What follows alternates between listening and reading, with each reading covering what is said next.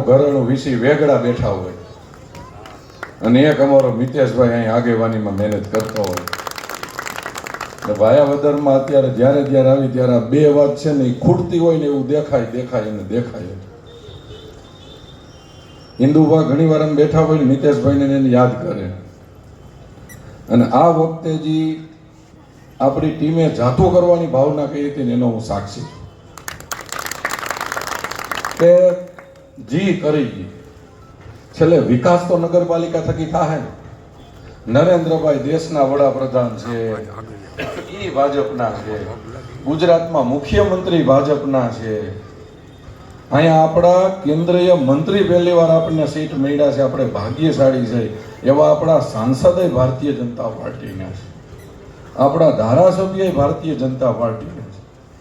પણ ખાટલે મોટી ખોટ એ છે કે આપણા ભાયાવદરમાં કંઈક એક ચેનલની કડી ખૂટે છે. તો છેલ્લે વિકાસ ક્યાંથી થાય? ક્યાંય નગરપાલિકા આપણી હોય તો ને, ઉપર ગમે એ હોય, પણ નગરપાલિકા કોંગ્રેસની હોય તમને એમ લાગે વિકાસ થાય? હા, વાસ્તવિકતા છે ને. એના માટે આપણી જે આખી ટીમ છે ને, સરજુ હોય, ભાઈ અતુલભાઈ હોય, ઇન્દુભાઈ હોય, અમને મળ્યા કે આ લોકોએ સમાધાન કરી નાખવું. તમે જેમ કહો ને એમ અમારી તૈયારી છે સમાધાન કરવું છે. એટલે અમે બધાને ભેગા કર્યા, પાડલિયા સાહેબ સાક્ષીમાં, રવિભાઈ, અમે બધાને ભેગા કર્યા કે ભાઈ તમારે જે હું જોઈશે કયો, સમાધાન કરવું છે. એટલે એને કીધું કે ભાઈ અમારી ટીમને 24માંથી 20 ટિકિટ મળે, આ લોકોને 4 ટિકિટ મળે. અમે આ લોકોને વાત કરી કે ભાઈ 4 નહીં, નગરપાલિકા જ એને સોંપી દેવી છે, પણ અમારા થોડાક લોકો વ્યવસ્થિત હચવાય છે, 7-8 લગીને પહોંચાડી દો તમે, તો બહુમતી તો એની જ રહેવાની. છેલ્લે વાત કરતા કરતા નક્કી થયું કે એ લોકોને દઈ દેવાની 14, તમારે 8 રાખવાની કે 10 રાખવાની. આવી વાત ફાઇનલ કરી. આ લોકોએ પાડી હા કે વાંધો નહીં, ભલે હલાવે, પણ મૂળ ભાજપની નગરપાલિકા હશે તો વિકાસ થાય ને. વરી સમાધાન બન્યું. એ કે એમ નહીં, 3 હોદ્દા, નગરપાલિકાનો પ્રમુખ, કારોબારી, ઉપપ્રમુખ, એ અમને આપે. વળી મેં આ લોકોને ફોન કર્યો, એ કે દઈ દો, અમારે કઈ હોદ્દો જ નથી જોતો, પણ સમાધાન કરો. નાનું એવું મુઠ્ઠી જેવડું ગામ, અને વિવાદ કે વિખવાદ કરવો નથી. તો એમાંય હા પાડી. તો કે એક કામ કરો, ઇન્દુભાને ક્યારેય નગરપાલિકાનું પગથિયું ચડવાનું નહીં. તો ઇન્દુભાને પૂછ્યું, એ કે હાલો મંજૂર છે, હું રાજકોટ રહેવા આવી ગયો છું, અઠવાડિયે 2 વાર આવું છું, ન ગમતો હોય તો એ નહીં આવે, પણ મારા ભાયાવદરનો વિકાસ થવો જોઈએ, એને સોંપી દો બધું તમે. હવે છેલ્લે વાત આવી કે આની ટીમના જે 7-8 જણા મૂકવાના થાય એ નક્કી કરે કે ભાઈ એ નક્કી કરે. એટલે નો સરજુ આવે, નો અતુલભાઈ આવે, ટૂંકમાં કોઈ નહીં. હવે આવી વાત કરવા છતાં આટલું નીચું વિતરા પછી જો સમાધાન ન થઈ જાય, તમારે થોડું સમજવું પડે કે કઈક નીચે નમવાની કઈક રીત તો હોય કે નહીં. અને ભાઈ જો અભિમાન તો રાજા રાવણનું નહોતું આવ્યું. આ દિલ્હીમાં ભાજપનો ભવ્ય વિજય થયો ને, એમાં માનો કે હારી ગયા ને, એના મૂળમાં એ હતો કે કેજરીવાલનો અહંકાર હતો કે આવતા જન્મમાં હું અહીંયા દિલ્હીમાં નરેન્દ્ર મોદીના શાસન નહીં આવવા દઉં, તો આવતા જન્મની વાટ ન જોવી પડી. આ વખતે જ ત્યાં 0 કરી દીધા ભાઈ. અને આ લોકોએ જાતું એટલે કર્યું હતું કે આપણી એક કહેવત છે કે કૂવામાં હોય તો અવેડામાં આવે. એમ કેન્દ્ર સરકારની આવડી મોટી ગ્રાન્ટો આવે છે, પણ અહીંયા તમારું ઠામ ફૂટેલું હોય, અહીંયા તવાળો તમારો હવેડો જ કોંગ્રેસનો હોય, તો બોલો એમાં કઈ મેળ પડે? તો હવે મારી વિનંતી એટલી છે કે મહેરબાની કરી અને 5 વર્ષ મારા બાપ બગાડતા નહીં હો. 5 વર્ષ બગાડતા નહીં ભાઈ, કારણ કે આ ચૂંટણી પાછી કાયલ નથી આવવાની. હવે હું તમને ખાલી એક વાત પૂછું કે ભાયાવદર એ ગોંડલ બાપુનું, અમે ગોંડલ બાપુના ગોંડલથી. હવે તમે મને ખાલી એટલું કહો, ગોંડલ મોટું ભાયાવદર મોટું? હાવ ફાઇનલ વાત ને, ગોંડલ મોટું ને. તો આજ ગોંડલમાં માનો કે એકય સિમેન્ટ રોડ બાકી ન હોય, લાઇટ બાકી ન હોય, પાણી બાકી ન હોય, કોઈ વ્યવસ્થા બાકી ન હોય, તો ન્યા થઈ જતું હોય ત્યાં થાય જ ન થાય. અને ગોંડલના પ્રમાણમાં ભાયાવદરને રિપેર કરવું વાત તું ચીજ હું ભાઈ સરકારમાં. ખાલી વાત એટલી છે કે તમારે સમજી જવાની જરૂર છે ભાઈ. કોઈ જ્ઞાતિવાદ જાતિવાદમાં આવે ને જો અહીંયા અવરું કર્યું ને તો ટૂંકી જિંદગીને એલા 5 વર્ષ બગડી જાઓ ભાઈ. બગડવા દેવા પોહાય? હાવ સાચી વાત છે ને ભાઈ. અને એમાંય નરેન્દ્રભાઈનું શાસન. નરેન્દ્રભાઈએ આ કોંગ્રેસિયાઓને હટાવીને કેટલો ફાયદો દેશ માટે કર્યો ને એની મારે તમને એક વાત કરવી છે કે છેલ્લે ભાયાવદરનો વિકાસ ક્યારે થાય? કેન્દ્ર સરકાર કે રાજ્ય સરકાર તમને પૈસા આપે તો જ. બાકી વિકાસ થવાનો છે.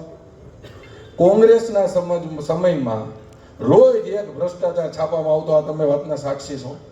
એ રાજા 1,76,000 કરોડનો ભ્રષ્ટાચાર, કની મોદી 80,000 કરોડનો ભ્રષ્ટાચાર, કોમનવેલ્થ ગેમ 60,000 કરોડનો ભ્રષ્ટાચાર.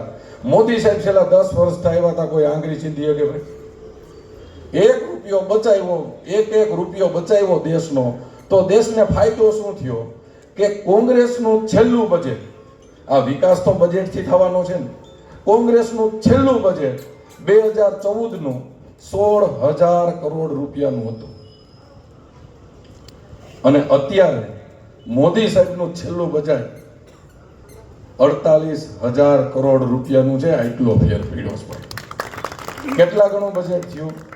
3 થી 4 ગણું બજેટ. મોદી સાહેબે જે પૈસા બચાવ્યા છે ને એ મારા ને તમારા હાટું બચાવ્યા છે, એને કાંઈ ઘીરે લઈ જવાનું નથી. તો મૂળ વાત એ છે કે એ બજેટના પૂરેપૂરા પૈસા જો ભાયાવદરમાં વાપરવા હોય ને તો મહેરબાની કરી અને મોદી સાહેબનું શાસન અહીંયા આવે ને એવું તમે કહી દો ભાઈ. આપણી એક કહેવત છે, આપણે બધા ગામડાના જીવ છે કે હામા પવને વાવલો તો શું થાય? ગોતું થાય. આવું આપણે કહેતા કે હામા પવને વાવલો તો શું થાય? ભાયાવદરે 5 વર્ષ હામા પવને વાવલીને બગાડ્યા છે ભાઈ. હવે પવન બરોબર છે, ઘોડીએ બરોબર માંડી છે, હારો વાવલે એવો દઈજો એટલે 5 વર્ષ ગોતું ન થાય અને ભાયાવદરમાં વિકાસ હોહરો નીકળી જાય. આવું કરવું છે આપણે. ફાઇનલ. ભારતીય જનતા પાર્ટીના 24 ઉમેદવારને જીતાવી દેજો. અમે ગોંડલમાં એક વાત કરી છે નગરપાલિકાની ચૂંટણીમાં ભાઈ, કે જેને અહીંયા લાઇટ ન હોય, પાણી ન હોય અને જેને ત્યાં સિમેન્ટ રોડ હોય ને અમને મત ન દેતા અમે ગોંડલને આવું કહી શકીએ છીએ. તો ભાયાવદર શું મોટી વાત. અને અમે આવું કહીને વિકાસ પૂરો કર્યો છે. ત્યાં 44 સીટ અમે લઈ છે. કેના આધારે? વિકાસના આધારે. શું કામે? તો ગોંડલમાં ભાજપનું સરકાર છે, ગુજરાતમાં ભાજપનું સરકાર છે, દેશમાં ભાજપનું સરકાર છે, એટલે વિકાસ કરી શકી છે. તો અહીંયા ભાજપનું સરકાર આવે તો વિકાસ ન થાય ભાઈ. તો હામાં પાવલે વાવલવું નથી ને ભાઈ. હવે આ વખતે તમને કહું બહુમતી લઈ આવી દો. આ પાડલિયા સાહેબ થનગની રહ્યા છે વિકાસ કરવા. એટલે આ કેન્દ્રનો મંત્રી અહીંયા આવીને ગૌતમભાઈ શું કહી ગયા ખબર? મનસુખભાઈ, હું મહિનામાં એકવાર અહીં નગરપાલિકા જોવા આવીશ પણ તમે ભાજપની બનાવો.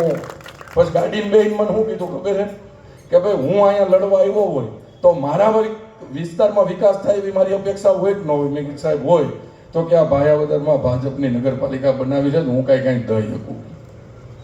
ભાઈ જ્યારે રાષ્ટ્રના વિકાસની વાત હોય, ગામના વિકાસની વાત હોય ને ત્યારે જ્ઞાતિવાદ ન હાલે.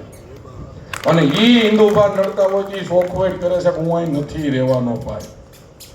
હવે તો સમજો. તો આપણે બધાય આપણે ગૌતમભાઈને સાંભળવા છે. ખૂબ તમને આનંદ આવશે. મારો તો એક જ મુદ્દાનો કાર્યક્રમ છે કે મોદી સાહેબને મજબૂત કરજો, તમારા ગામમાં ભાજપની સરકાર લાવજો. અમને તો કાંઈ ફેર પડવાનું નથી ભાઈ. ભૂપેન્દ્રભાઈને ગુજરાતમાં ફેર પડવાનું નથી, નરેન્દ્રભાઈને કાંઈ ફેર પડવાનું નથી, માંડવિયા સાહેબને ફેર પડવાનું નથી અને પાડલિયા સાહેબને કાંઈ ફેર પડવાનું નથી. જો અહીંયા કોંગ્રેસ હશે તો તમને ફેર પડવાનો છે ને એવો મને નજર સામે દેખાય છે. તો આપણે બધા ભાયાવદરનો વિકાસ કરવો છે ને એક મુદ્દાનો કાર્યક્રમ કરી અને તમારી પાસે ખાલી દિવસ 2 છે હો ભાઈ.